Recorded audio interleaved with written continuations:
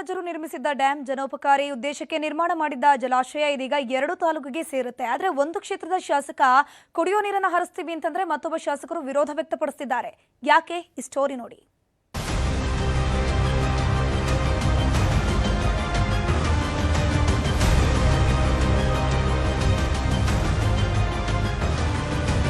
ಇದು ಕೋಲಾರ ಜಿಲ್ಲೆಯ ಮಾಲೂರು ತಾಲೂಕಿನಲ್ಲಿರುವ ಮಾರ್ಕಂಡೇಯ ಡ್ಯಾಂ.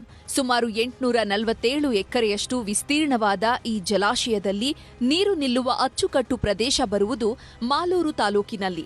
ಆದರೆ 81 ಅಡಿ ಎತ್ತರದ ಅಣೆಕಟ್ಟು ನಿರ್ಮಾಣ ಆಗಿರುವುದು ಮಾತ್ರ ಪಕ್ಕದ ಬಂಗಾರಪೇಟೆ ತಾಲೂಕಿಗೆ ಸೇರುವ ಭೂಭಾಗದಲ್ಲಿ. ಹಾಗಾಗಿ ಡ್ಯಾಂ ಮತ್ತು ನೀರು ನಿಲ್ಲುವ ಅಚ್ಚುಕಟ್ಟು ಪ್ರದೇಶ ಎರಡೂ ತಾಲೂಕಿಗೂ ಒಳಪಡುತ್ತದೆ. ಆದರೆ ಪ್ರತಿ ಬಾರಿ ಈ ಡ್ಯಾಂ ವಿಚಾರವಾಗಿ ಬಂಗಾರಪೇಟೆ ಹಾಗೂ ಮಾಲೂರು ತಾಲೂಕಿನ ಇಬ್ಬರು ಶಾಸಕರ ಮಧ್ಯೆ ಭಿನ್ನರಾಗ ಮುಂದುವರೆದಿದೆ.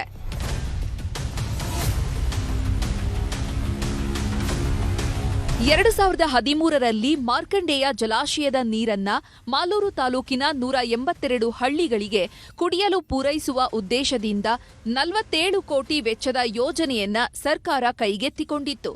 ಈ ಕಾಮಗಾರಿ ಮುಗಿದು ಹಲವು ವರ್ಷಗಳೇ ಕಳೆದ್ರೂ ಯಾವೊಂದು ಹಳ್ಳಿಗೂ ಇದುವರೆಗೂ ನೀರು ಮಾತ್ರ ಹರಿದಿಲ್ಲ. ಈ ಬಗ್ಗೆ ನಮ್ಮೂರಲ್ಲಿ ನ್ಯೂಸ್ 18ನಲ್ಲಿ ವಿಸ್ತೃತ ವರದಿ ಪ್ರಸಾರವಾದ ಬೆನ್ನಲ್ಲೇ ಡ್ಯಾಂಗೆ ಅಧಿಕಾರಿಗಳೊಂದಿಗೆ ಮಾಲೂರು ಶಾಸಕ ಕೆವೈ ನಂಜೇಗೌಡ ಭೇಟಿ ನೀಡಿ ಪರಿಶೀಲನೆ ನಡೆಸಿದ್ರು. ಕೆಲವೇ ತಿಂಗಳಲ್ಲಿ ಕುಡಿಯುವ ನೀರು ಹರಿಸುವ ಕಾರ್ಯ ಮಾಡುವುದಾಗಿ ಭರವಸೆ ನೀಡಿದ್ರು. ಒಳ್ಳೆ ಪ್ರಾಜೆಕ್ಟ್ ಇದು, ಕುಡಿಯ ನೀರುದು 186 ಹಳ್ಳಿ ಕೊಡಂತದ್ದು. ಅದನ್ನ ಕೊಡಬೇಕು, ನೀರು ಕೊಡಬೇಕು ಅನ್ನೋದು ನನ್ನ ಡಿಮ್ಯಾಂಡ್ಸ್ ಇದೆ. ಆದಷ್ಟು ಬೇಗನೆ ಕ್ಲಿಯರ್ ಮಾಡಿಕೊಡ್ತೀನಿ ಅಂತ ಹೇಳಿದ್ದಾರೆ. ಎಲ್ಲ ಸ್ಟೇಟ್ ಲೆವೆಲ್ ಅಧಿಕಾರಿಗಳು ಮತ್ತು ಡಿಸ್ಟಿಕ್ ಅಧಿಕಾರಿಗಳು ಎಲ್ಲ ಸೇರಿ ಸ್ಪಾಟ್ಗೆ ಹೋಗಿ ಆಮೇಲೆ ಎಲ್ಲ ನೋಡ್ಕೊಂಬಂದು ರಿಪೋರ್ಟ್ ಕೊಡಿ ಅಂತ ಹೇಳಿದ್ದಾರೆ. 23ನೇ ತಾರೀಕು ರಿಪೋರ್ಟ್ ಕೊಡಲೇಬೇಕು ಅಂತ ಹೇಳಿದ್ದಾರೆ. 23ನೇ ತಾರೀಕು ರಿಪೋರ್ಟ್ ಕೊಡ್ತಾರೆ. ಕೊಟ್ಟಾದ್ಮೇಲೆ ಅದಕ್ಕೆ ಏನೇನು ಮಾಡಬೇಕು ಅನ್ನೋದನ್ನ ಮಂತ್ರಿಗಳು ತೀರ್ಮಾನ ತಗೋತಾರೆ.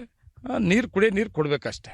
ಶಾಸಕ ಕೆವೈ ನಂಜೇಗೌಡರ ಈ ಮಾತಿಗೆ ಬಂಗಾರಪೇಟೆ ಶಾಸಕ ಎಸ್ಎನ್ ನಾರಾಯಣಸ್ವಾಮಿ ತಕರಾರು ತೆಗೆದಿದ್ದಾರೆ.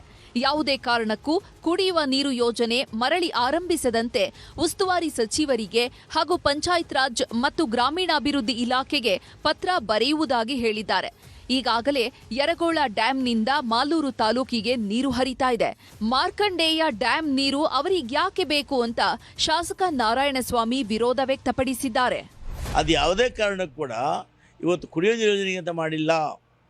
ಕೃಷಿಗೆ ಮಾಡಿರ್ತಕ್ಕಂಥ ಟ್ಯಾಂಕ್ ಅದನ್ನು ಕೃಷಿಗೆ ಬಳಸ್ಕೋಬೇಕು, ರೈತರು ಸಹಾಯ ಮಾಡಬೇಕು. ಕುಡಿಯೋ ನೀರು ಕೊಡಲಿಕ್ಕೆ ಅನೇಕ ಪರ್ಯಾಯ ಯೋಜನೆ ಸರ್ಕಾರ ಕೊಟ್ಟಿದೆ. ಅದರ ಮುಖಾಂತರ ಇವತ್ತು ಮಾಲೂರು ತಾಲೂಕಲ್ಲಿ ಕೂಡ ಕುಡಿಯೋ ನೀರಿನ ಸಮಸ್ಯೆ ಇಲ್ಲ.